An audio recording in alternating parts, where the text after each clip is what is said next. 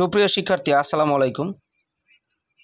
আজ একটা ভয়েস নিয়ে আসছি আপনাদের সামনে। দেখুন, অ্যাক্টিভ থেকে প্যাসিভ করার একটা সূত্র, ম্যাজিক একটা সূত্র আমি আপনাদের সামনে নিয়ে আসছি। দেখুন, সূত্রটা হলো পিবিএস।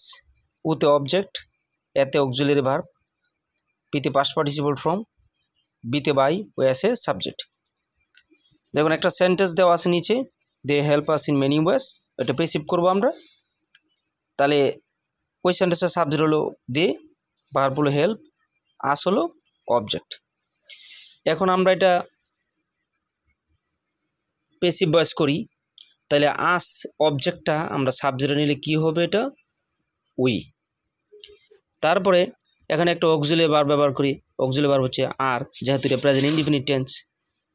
এখন তারপর আমরা এই হেল্প ভার্বের 3 নম্বর ফর্ম, মানে পাস্ট পার্টিসিপল ফর্ম, হেল্পড।